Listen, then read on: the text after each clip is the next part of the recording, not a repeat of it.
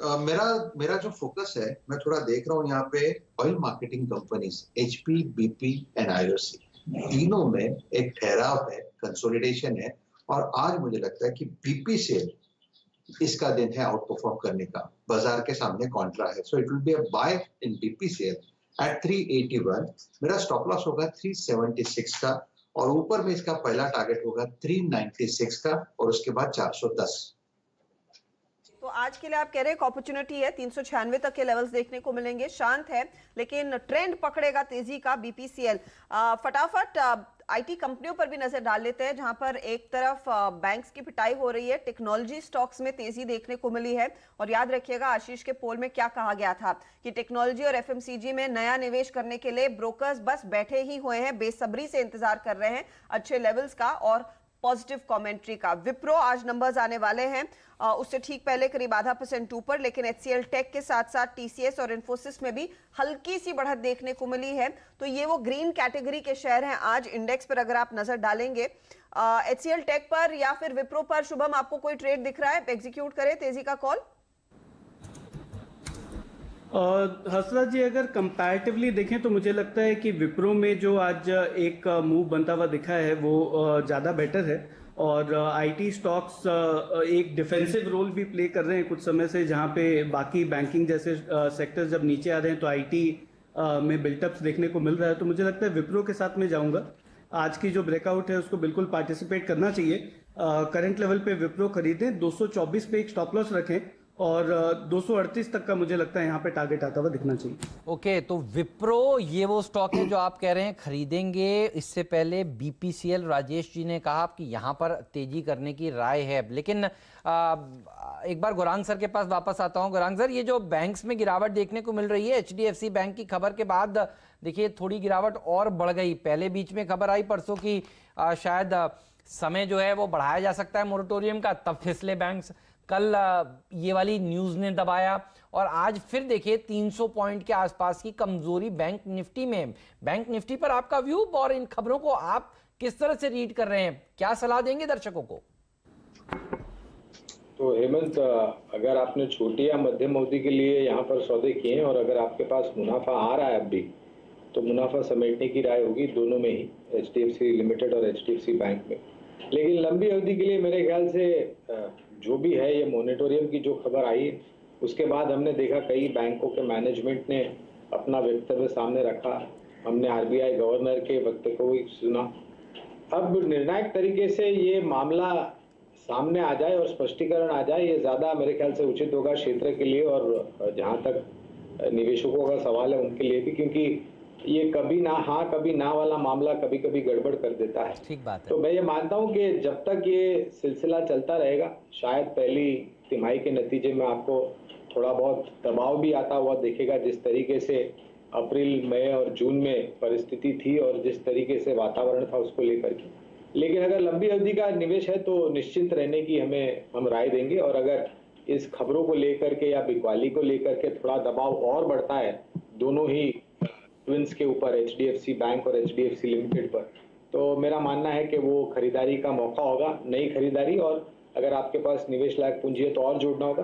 Bank Nifty पर भी एक आउट परफॉर्मेंस हमने देखा था जहां तक सेक्टोरियल इंडाइसेस का सवाल है हेमंत। तो जाहिर है जब थोड़ी बहुत बिकवाली हावी होती है तो सबसे पहले धराशायी अगर कोई एक इंडेक्स या फिर सेक्टर या स्टॉक होता है जो सबसे ज्यादा चला हुआ होता है, तो इसमें आश्चर्य नहीं होना चाहिए। तो पोजीशंस यहाँ पर अनवाइंड हो रही हैं, लेकिन स्थिति गंभीर होती दिखाई दे रही है। हेमंत देखिए 350 अंकों से ज्यादा की गिरावट, 364, अब 375 पॉइंट चला गया है निफ्टी बैंक का। हमने बात की आरबीएल की, वहां पर एक शॉर्ट कॉल एग्जीक्यूट हुआ। बैंक ऑफ बड़ौदा अब करीब 2.5% नीचे। इंडसिंड में अब मंदी और बढ़ने लगी है। इन दोनों में कोई ट्रेड दिख रहा है? इंडसिंड, बैंक ऑफ बड़ौदा, आप कुछ पोजिशन लेंगे क्या शुभम और मंदी की? हसला जी, अगर दोनों में कंपेयर करें तो मुझे लगता है कि बैंक ऑफ बड़ौदा में जो डिक्लाइन है वो ज़्यादा डीप हो सकता है। और इनफैक्ट यहाँ पे जो ब्रेकडाउन आज आता हुआ दिख रहा है, मुझे लगता है कि वो और हो सकता है 3-4% अंडरलाइंग एक्सटेंड हो जाए। तो एक ऑप्शन के थ्रू यहाँ पे हम ट्रेड बिल्ड कर सकते हैं। बैंक ऑफ बड़ौदा के 50 के स्ट्राइक का जो पुट ऑप्शन है वो लगभग ₹3.5 या ₹3.60 के आसपास अभी ट्रेड कर रहा है। इसको खरीद के चले।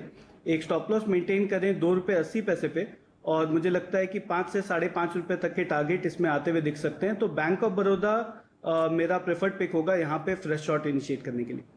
बीओबी यहाँ पर फ्रेश शॉट्स करिए पर, लेकिन देखिए एचपीसीएल भी बढ़िया प्रदर्शन दिखा रहा है, बीपीसीएल के साथ साथ बायोकॉन मजबूत है और बीईएल में तेजी देखने को मिल रही है।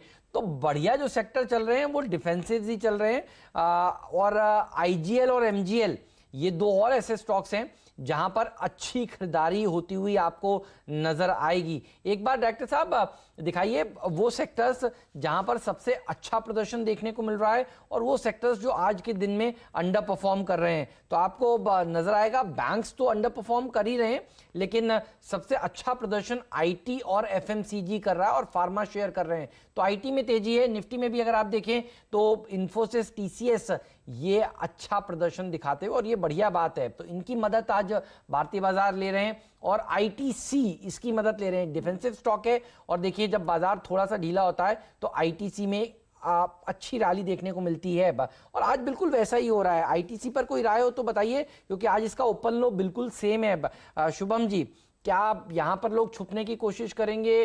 कौन से लेवल्स हासिल हो सकते हैं? और अगर आईटी में कोई शेयर पसंद आता हो तो वो भी बताइए प्लीज।